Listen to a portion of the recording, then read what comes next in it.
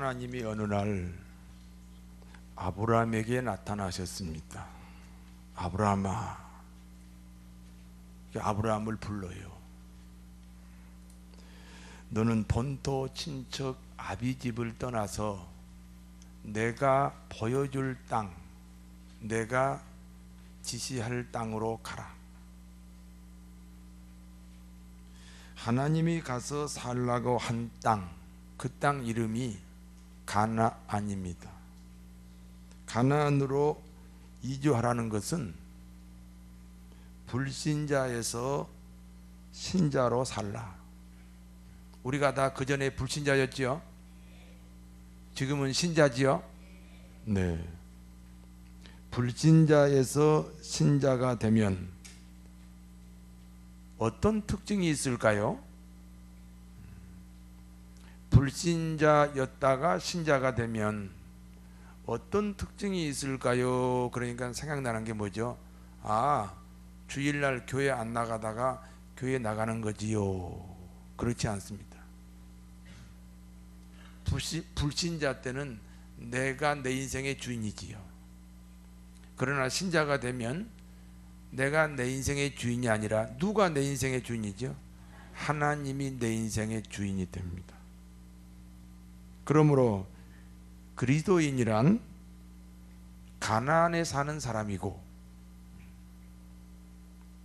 하나님이 주인된 삶, 하나님이 통치하는 사람들이라, 그런 뜻입니다. 여러분 그리스도인이지요? 그러면 어디서 살다 오셨어요? 예, 가나안에서. 그 가나안은 누가 통치하는 곳이에요? 하나님이 통치하는 곳, 하나님이 주인된 삶을 사는 사람들이 사는 곳입니다. 아브라함이 가나안에 살게 되면 하나님으로부터 약속이 주어집니다.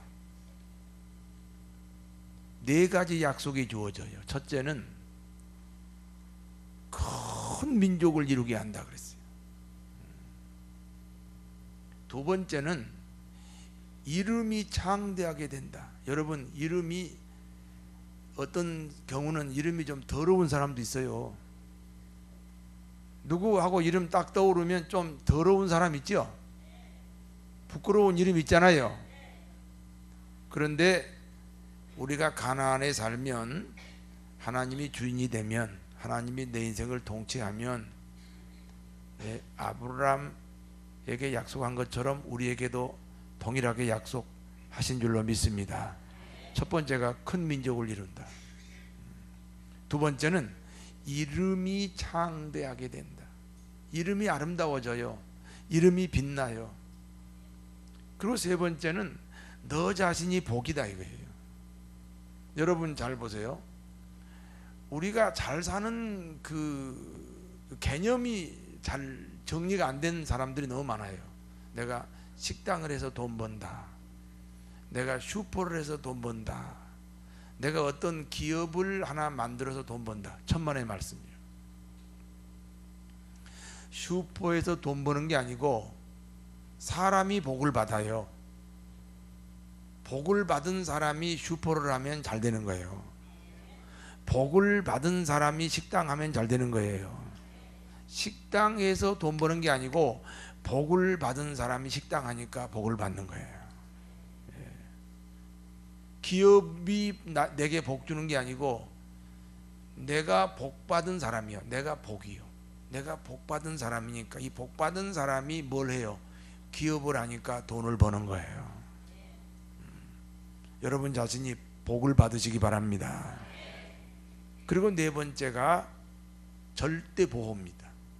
너를 축복하는 자에게 내가 복을 내리고 너를 저주하는 자는 내가 저주하리라.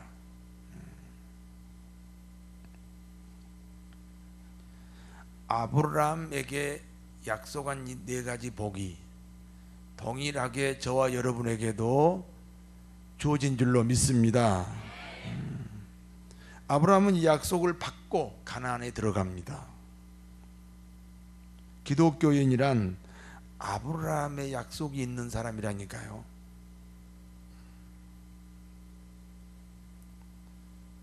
가나안에 들어간 아브라함의 생활의 중심이 뭡니까? 제사입니다. 제사.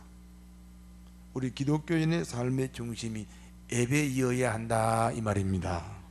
예배 중심이 되면 하나님의 중심이 되고, 예배가 없다면 하나님이 없는 거예요. 어떤 사람은 이렇게 주일 예배 드리는 것을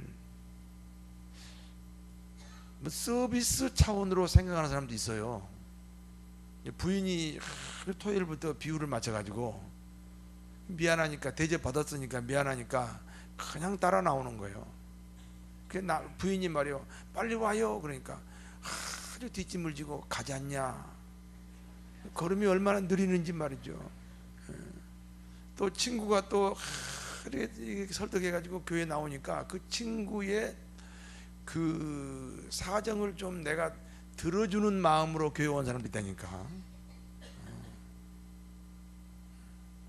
우리가 이미 기독교인이요, 우리가 이미 가나안에 사는 사람들이요, 우리가 이미 아브라함이 하나님과 이루어진 약속이 우리에게도 이루어졌어요.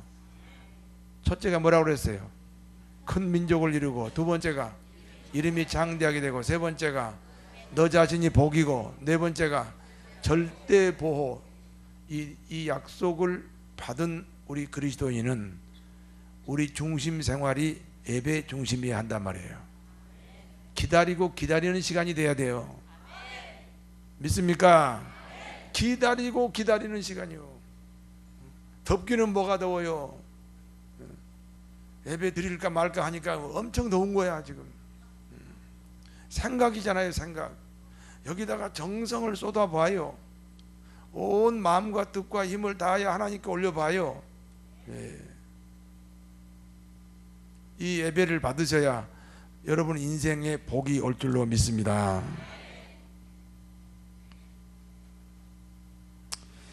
그런데 이 가나안 땅에 아브라함에게 들어가 살아라 하는 이 가나안 땅에 흉년이 들었어요.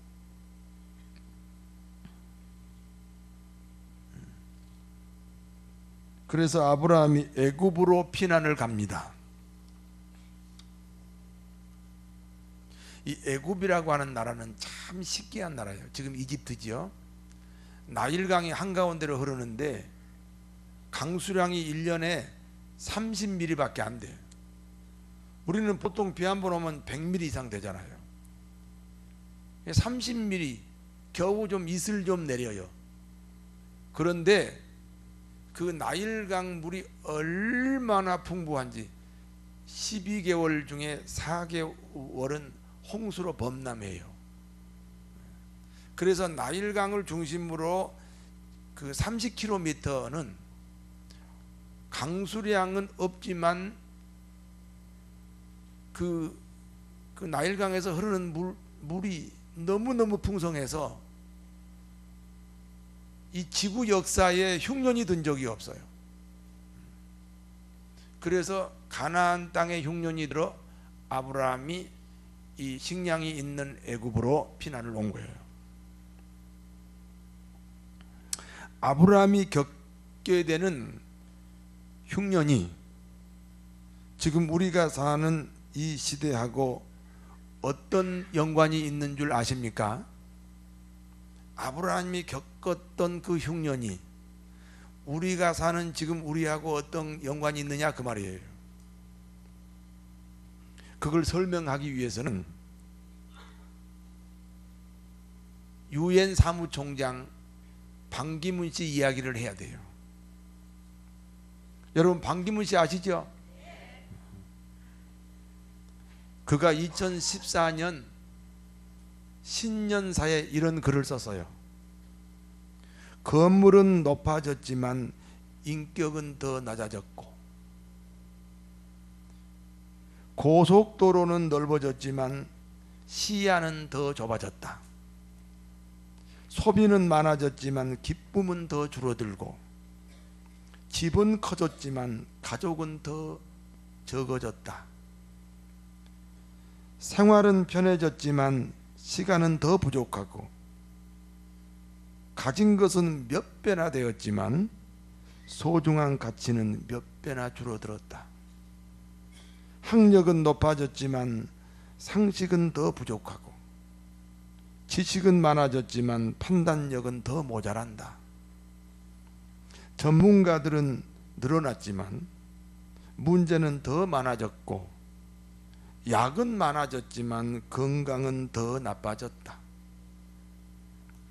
돈 버는 법은 배웠지만 나누는 법은 잊어버렸고, 평균 수명은 늘어났지만 시간 속에 삶의 의미를 넣는 법은 상실됐다. 달에 갔다 왔지만 길을 건너가 이웃을 만나기는 더 힘들어졌고, 우주를 향해 나아가지만 우리 안의 세계는 잃어버렸다. 공기 정화기는 갖고 있지만 영혼은 더 오염되었고, 원자는 쪼갤 수 있지만 편견을 부수기는 어렵다. 자유는 더 늘어났지만 열정은 줄어들었고, 세계 평화를 많이 이야기하지만 마음의 평화는 더 줄어들었다. 외형은 풍년인데 내용은 흉년이라는 뜻입니다. 이해가 되십니까? 조금 더 제가 보충해서 말씀드릴게요. 학교는 많은데 학교가 없다. 이해가 되십니까? 자녀를 맡길 만한 학교가 없어요. 내가 다닐 만한 학교도 없어요. 한번 따라서, 선생님은 많은데 선생님이 없네. 자신의 안위와 상관없이 아이들의 장래를 위해 살신성인하는 선생님이 없어요. 옛날에는 선생님 많았어요. 선생님은 많은데 선생님이 없네. 정치인은 많은데 정치인이 없다. 진짜 없어요.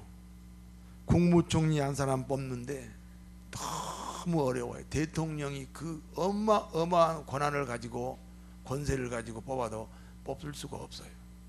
정치인은 많은데 정치인이 없어요. 장관다운 장관을 뽑기가 어려워요. 옷은 많은데 옷이 없다. 옷이 많지요? 백화점이나 저 아울렛에 가면 산더미처럼 있지만 내게 맞는 옷이 있어요, 없어요? 없어요. 한번 따라서, 교회는 많은데 교회가 없네. 그래서 여기로 오신 줄로 믿습니다. 교회는 많은데 교회가 없네. 이거 얘기할까 말까 하다가 한번 내가 하겠습니다. 목사는 많은데 목사가 없다.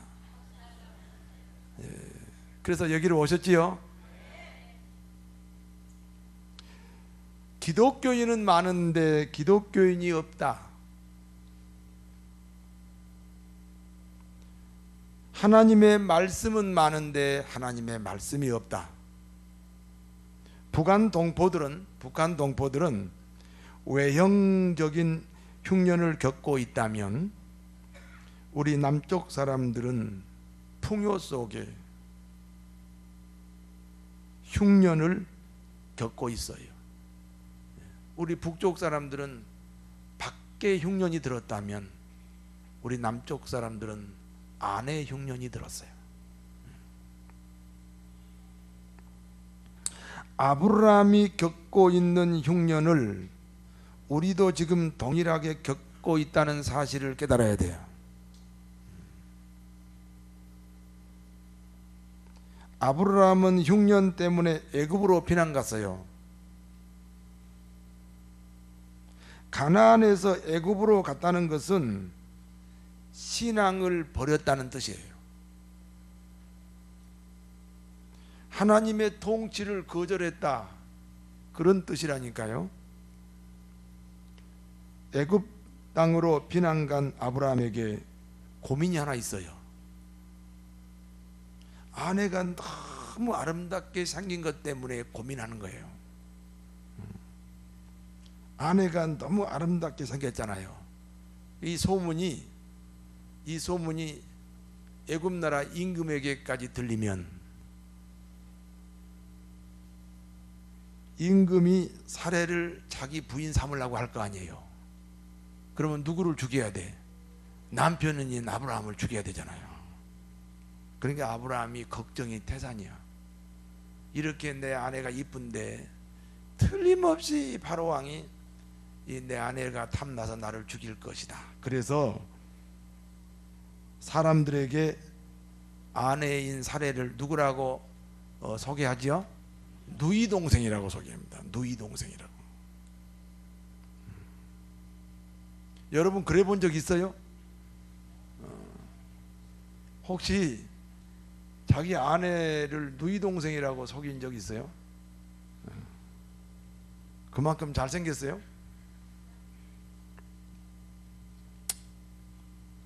결국 아브라함의 걱정대로 사례의 미모가 소문나기 시작합니다. 바로 왕의 귀에까지 들리게 돼요. 바로 왕이 사례를 한번 보고 완전히 반해버렸어요. 그래서 엄청난 선물을 오빠에게 보낸 거예요. 바로 왕이 생각할 때는 오빠가 맞지요? 예, 야, 그때 나온 오빠가 어떻게 결혼 생활 20년이 지났는데 지금도 오빠라고 그러더라고.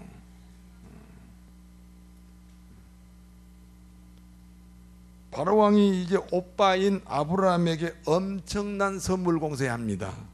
이제 동생 데리고 가고 싶어가지고 양과 소와 암수 나귀와 낙타와 노비를 보냅니다. 그리고 사례를 데려다가 이제 후궁 절차를 밟게 되는 거예요. 가나안에서의 삶과 애굽 땅에서의 삶의 차이가 있습니다. 가나안은 누가 통치하는 곳이라고요? 하나님이 통치하는 곳에서 아브라함이 살 때는요, 굉장히 정직하고 진실하고 당당했어요. 자기 조카하고 헤어질 때 보세요. 네가 우하면 나는 좌할 것이고 네가 좌하면 나는 우할 것이다. 얼마나 당당해. 자기 조카를 더 좋은 곳으로 보내기 위해서 삼촌 아브라함이 사막으로 갔잖아요. 얼마나 진실하고 정직하고 당당합니까? 그런데 이 아브라함이 애굽으로 갔어요. 하나님의 통치를 거절해요. 사단의 통치를 받아요. 그러니까 비굴해지고 거짓되고 이선자가 됩니다. 세상에 부인을, 지가 살라고 부인을 누이 동생이라고 속였다니까요. 여러분, 예수를 잘 믿을수록 우리가 당당해지고, 예수를 말이죠, 예수를 좀 잘못 믿으면 사람이 비굽해진다니까요. 그때 아브라함이 자기 아내를 그 바로 왕한테 뺏기고 밤에 잠을 잘 잤겠어요? 못 잤겠어요? 그렇지요. 사랑하는 아내를 빼앗기고 밤을 새워 부른 노래가 있어요. 제가 그 노래를 가사를 뽑아왔어요. 한번 불러드릴까요?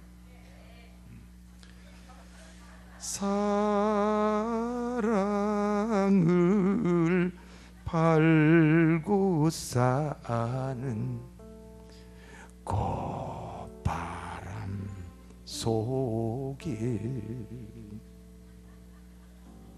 너 혼자 지키려는 순정의 등불. 그 다음에 홍도야 우지 마라 오빠가 있다. 그 다음에요, 아주 내용이 똑같아요. 아내의 나갈 길을 너는 지켜라 이러면서 밤을 새워서 울었다는 거 아니에요. 내용이 똑같잖아요.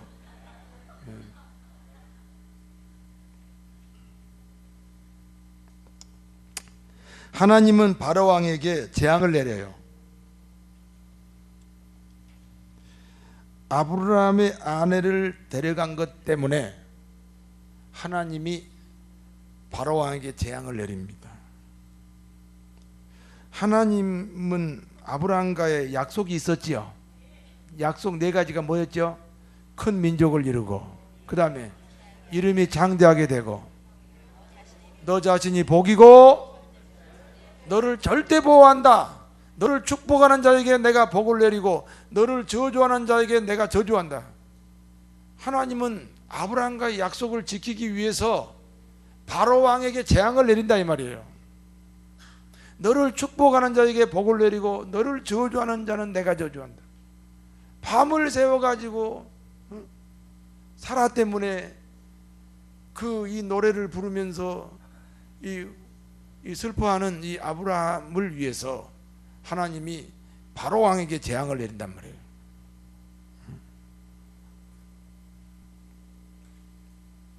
바로 왕은 자신에게 내린 이 재앙이 어디서 왔는지 깨닫습니다. 성도 여러분, 우리에게 찾아오는 모든 환난의 원인을 나 자신에게서 찾아야 될 줄 믿습니다.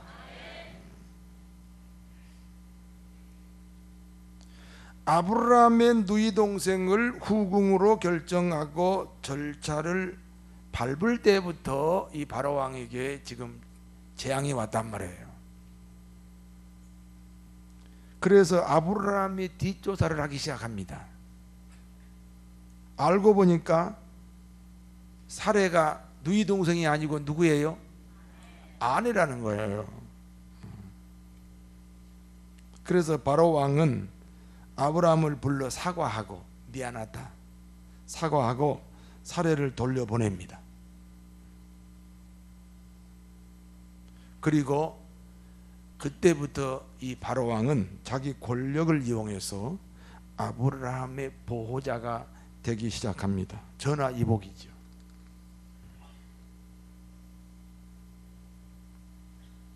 그리스도인은 하나님과 약속의 관계입니다. 믿습니까?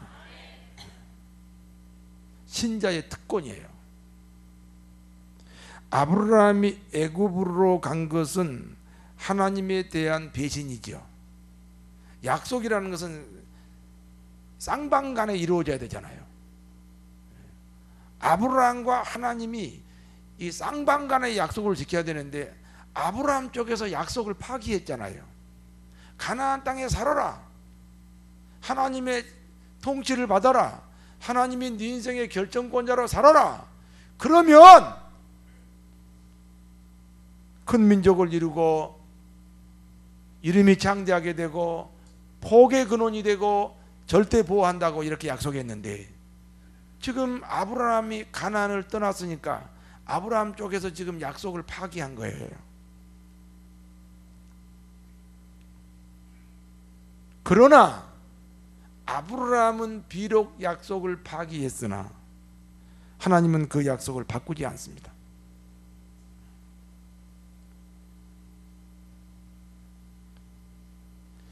그러니까 바로 왕에게 재앙을 내려서까지 사례를 보호하고 아브라함의 아내의 신분을 지키게 했다 이 말입니다. 하나님은 자기 백성을 사랑하시되 끝까지 사랑합니다. 로마서 5장 8절에 우리가 아직 죄인되었을 때 예수님이 우리 죄값으로 십자가에 죽었다. 우리가 아직 죄인이라는 말은 하나님과 원수관이에요. 하나님과 원수관이니까 하나님으로부터 사랑받을 자격이 없어요. 그와 같은 우리를 위해서 자기 목숨을 바쳐 십자가에 죽으셨다. 그리고 3일 만에 부활하심으로 우리에 대한 자기의 사랑을 확증하신 줄로 믿습니다. 이 시간 마음으로 예수님을 영접합시다. 영접하는 자, 곧 그 이름을 믿는 자들에게 하나님의 자녀가 되는 권세를 주십니다.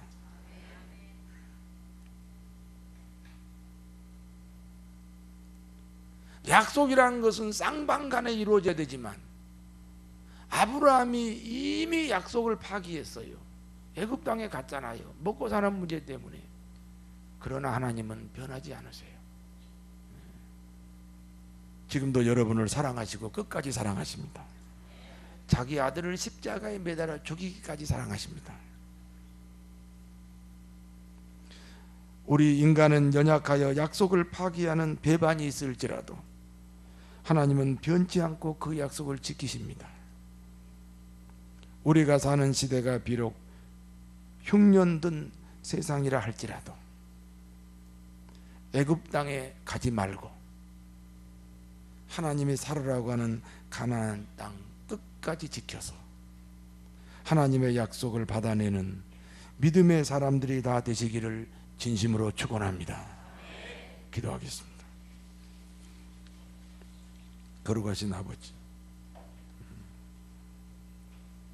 바로 왕은 자기에게 온 재앙이 어디서 왔는지 자기를 돌아보게 됩니다.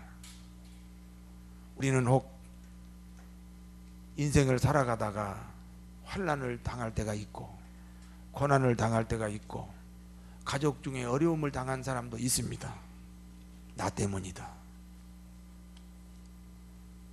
그리고 하나님 앞에 무릎을 꿇으면 주께서 피할 길을 주실 줄로 믿습니다.